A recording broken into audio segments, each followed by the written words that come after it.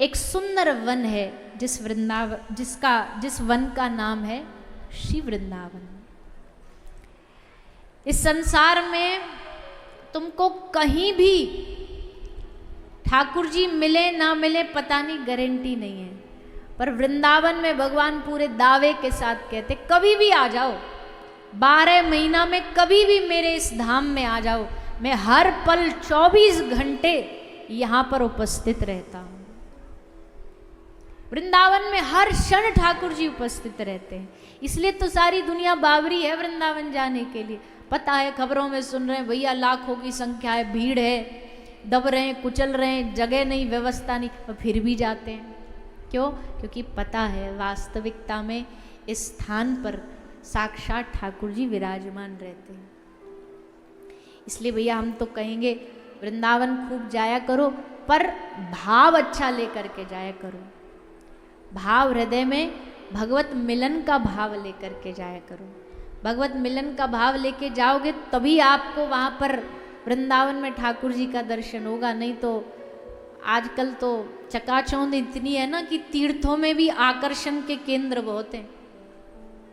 तीर्थों में भी ऐसा आकर्षण है कि वहाँ भगवान को भूल जाओगे और उसी आकर्षण में लगे रह जाओगे,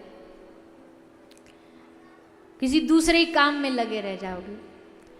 पर तीर्थ का मतलब है, धाम जाने का मतलब है, वहाँ का मुख्य जो आकर्षण है वो भगवत दर्शन है। उस दर्शन को करने जाना चाहिए। इसलिए वृंदावन की भूमि बड़ी पवित्र है, बड़ी शुद्ध है, बड़ी आनंददायी है। उस वृंदावन की भूमि पर ठाकुर जी जाकर के अपने सखाओं के साथ निवास करते हैं। पूरा ब्रज वहीं जाकर के बस गया।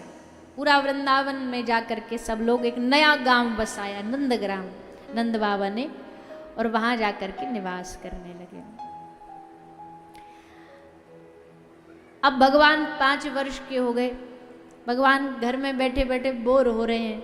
भगवान ने कहा मैया अब हमारा कुछ मन कर रहा है। मैया बोली कहाँ मन कर रहे हो? बोले मैया मेरो मन कर रहे हो, अब हमारे बाबा बूढ़े है गए, अब बाबा को एक आराम दिला दूं और घर को काम धंधो बिजनेस जो है अब मैं संभालन लग जाऊं। मैया बोली तू 5 साल को नहनों से छोरा है, तू का धंधो संभालेगो? बोले मैया देखो हम है ग्वारिया, हमारा धंधो गैया चरावो, और गैया चराने में कौन सो कोई पीएचडी लगे? मैया मैं तो अभी ते यही उम्र ते गैया चरानो गैया संभालनो चालू करूँगा। मैया बोली लाला अभी तू छोटो है, इतनी छोटी उम्र में कैसे गैया चरावेगो? ठाकुर जी कह रहे मैया तुमको ना पतो ये गैया मोते कितनो प्रेम करें, तुमको ना पतो 9 लाख गैयान को सबको नाम हो उंगली पे रटो भयो है, और ये सब भी मोते इतनो प्यार करें, मैं भी इनते इतनो प्यार करूं, तो यहाँ में उम्र की क्या जरूरत है? मैया बोली चल प्यार तो अलग बात है, पर ये उम्र पढ़वे की है कि गैया चरावे की है? अभी पढ़ लेगो तो कछु बन जाएगो। मैया लाला बोले देखो मैया हमें ग्वारिया के छोरा, हम भी ग्वारिया ही बनेंगे, हमको कोई डीएसपी और एसपी ना बनो, हम गैया ही चराएंगे, हमारा धंधो यही है कि हमको गैया चरानी, हम गैया ही चराने जाएंगे। सो मैया अब देर काय को करनी, जब यही काम संभालनो तो हम तो आज से ही गैया चराएंगे। और ठाकुर जी ने गैया चराना शुरू किया। कब शुरू किया? उस दिन को बड़े धूमधाम से मनाया जाता है। वो दिन है गोपाष्टमी का दिन। उत्सव इसलिए गोपाष्टमी का मनाया जाता है, बोले हमारे लाल जी ने, हमारे कन्हैया ने आज कमान संभाल ली गैया चराने की। उस दिन से गैया चराई ठाकुर जी ने। तो गोपाष्टमी का दिन, पवित्र दिन, उस दिन से ठाकुर जी गाय चराना शुरू करते हैं। वृंदावन में जाते हैं सखान संग, सखान को लेके जाते हैं और जा कर के सब गैया इधर उधर चारा खाती है और ठाकुर जी बैठ कर के सखाओं के संग आनंद लेते हैं, भोजन उत्सव करते हैं। सूरदास जी लिखते हैं ग्वालन करते कौर छुड़ावत, सबके संग बैठ गए, सबके हाथन से कौर छुड़ा रहे हैं, खा रहे हैं, खिला रहे हैं, रसगुल्ला खा रहे हैं, अपनों मुँह को निकलो काई को पवा रहे हैं। ऐसो आनंद ठाकुर जी दे रहे ब्रजमंडल में। एक दिन ये लीला चल रही थी भोजन उत्सव की, ये लीला देख ली ब्रह्मा जी ने। ब्रह्मा जी के पेट में हो गया दर्द। दर्द मतलब ब्रह्मा जी को ये बात पची नहीं, भगवान की ये लीला ब्रह्मा जी को जची नहीं। अरे भैया, भगवान इतना बड़ा भगवान होकर के ऐसी लीला कर रहा है जो कोई साधारण इंसान भी ना करे। कहीं ऐसा तो नहीं हमको कोई गड़बड़ हो गई इसको भगवान मानने में, कहीं ये भगवान हो ही ना। ऐसा भी तो हो सकता है कि भैया कोई बहरूपिया हो और इसको हम भगवान माने बैठे। ब्रह्मा जी के दिमाग में ये बात आ गई। और ये बात कैसे आई? ये बात तब आई, ब्रह्मा जी को अपने ब्रह्मपने का अभिमान था। ब्रह्मा जी को लगा हम सृष्टि के रचयिता हैं, हमने सृष्टि की रचना करी है, तो अब देखते हैं भला कैसे ये ब्रह्मा जी कैसे ये बहरूपिया हमारे बिना क्या करता है। तो भगवान सब ग्वाल बालों, जो भगवान के जो सखा हैं बछड़े ग्वाल बाल, उनको लेके ब्रह्मा जी अपने लोग ब्रह्मलोक चले गए, उनका हरण कर लिया। ब्रह्मा जी ने सोचा अब पता लगेगी इस बहरूपिया की, पर ठाकुर जी हंसते हैं। भगवान कहते ब्रह्मा जी भूल गए हमारी नाभि से प्रकट भये हो आप, नाभि से कमल, कमल पे बैठे आप मुस्कुरा रहे थे। सृष्टि बनाना हमारे लिए कोई मुश्किल काम है? जब हम ब्रह्मा बना सकते हैं तो हम सृष्टि का भी निर्माण कर सकते। लो दिखाते हैं आज आपको अपनी सृष्टि। तो भगवान ने एक नई सृष्टि का निर्माण किया। आज तक ऐसी सृष्टि न हुई न होगी। क्यों? बोले सब जीवों में तो भगवान का थोड़ा थोड़ा सा अंश होता है आत्मा रूप में, पर आज पहली बार भगवान ने ऐसी सृष्टि बनाई जिसमें अंश नहीं, खुद भगवान ही पूरा की पूरा रूप बना करके सखा बने। साक्षात कृष्ण ही मनसुखा बने, साक्षात कृष्ण ही मधुमंगल बने, साक्षात कृष्ण ही बछड़ा बने हैं। अंशी नहीं है आज ये जीव, आज साक्षात भगवान ही जीव बने हैं। ऐसी नई सृष्टि, ऐसी विचित्र सृष्टि का भगवान ने आज निर्माण कर दिया।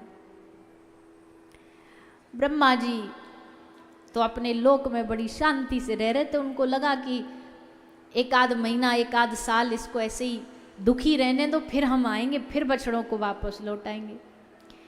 एक दिन ब्रह्मा जी ने मन बनाया चलो देख के तो आए क्या हाल चाल है उस बहरूपिया के, कैसे कर रहा है, क्या कर रहा है। तो आए ब्रह्मा जी, पर ब्रह्मा जी ने क्या देखा, भैया यहाँ तो रस बरस रहा है, कोई कमी नहीं। गैया, बछड़ा, ग्वाल बाल, सखा, किसी की कोई कमी नहीं, यहाँ तो सब आनंद ले रहे। तो जैसे ये आनंद देखा तो श्री ब्रह्मा जी इतने में ही समझ गए ये काम किसी साधारण बालक का तो हो नहीं सकता, ये काम किसी साधारण बालक का नहीं है, ये काम भगवान के अलावा कोई नहीं कर सकता। और ये आज हमने कितना बड़ा अपराध कर दिया। अरे कोई छोटे मोटे किसी देव का अपराध होता है, किसी भक्त वैष्णव का अपराध होता है, ये तो आज हमने साक्षात भगवान का अपराध किया है। इससे बड़ा कष्टदायक और क्या हो सकता है। तो श्री ब्रह्मा जी डरे से सहमे से भगवान से क्षमा मांगने आए, पर जानते हैं कि भक्त वत्सल हैं, जरा सा प्रार्थना करने पर मान भी जाएंगे, इसलिए श्री ब्रह्मा जी आए हैं भगवान से क्षमा मांगने के लिए। आकर के भगवान की स्तुति करी है, भगवान के स्वरूप का गुणगान किया, जिससे भगवान सुनकर के राजी हो जाए।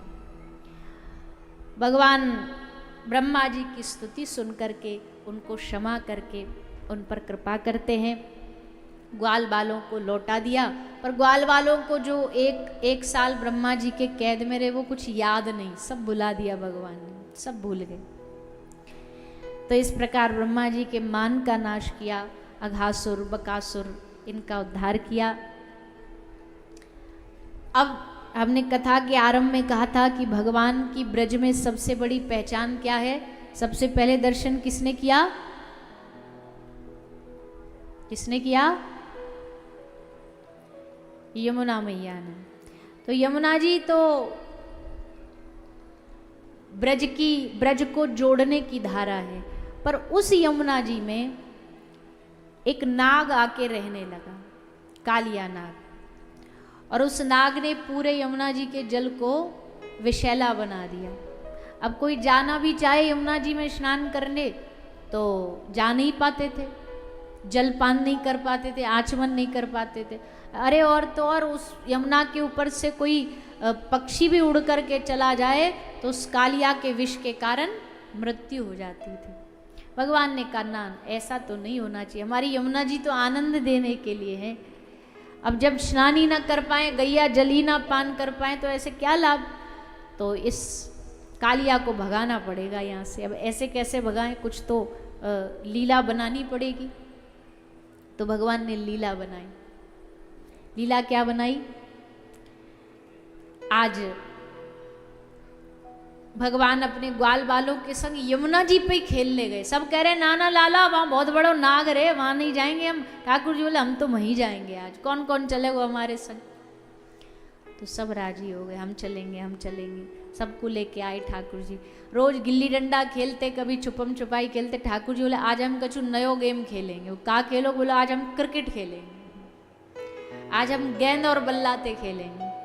ला रे श्रीदामा अपनी गेंद लेके अपने घर ते। तो श्रीदामा भगो भगो गेंद ले आयो, बड़े खुश है के। ठाकुर जी ने पकड़ो बल्ला, बोले हम बैटिंग करेंगे, तुम सब रे फील्डिंग करो। तो सबको ठाड़ो कर दियो। ठाकुर जी ने बल्ला थामो, श्रीदामा ने गेंद फेंकी और जैसे गेंद फेंकी, ठाकुर जी तो भैया बड़े भारी क्रिकेटर हैं, डायरेक्ट सिक्सर मारो। ऐसो सिक्सर मारो कि सीधी गई जमुना जी में गेंद। अब जमुना जी में गेंद गिरी तो महाराज जा की गेंद ही श्रीदामा की, सो तो एकदम बाबरो है गयो। बोले लाला तेने मेरी गेंद फेंक दई, तेने मेरी गेंद गिरा दई, मोकू मेरी गेंद लौटा के दे। ठाकुर जी बोले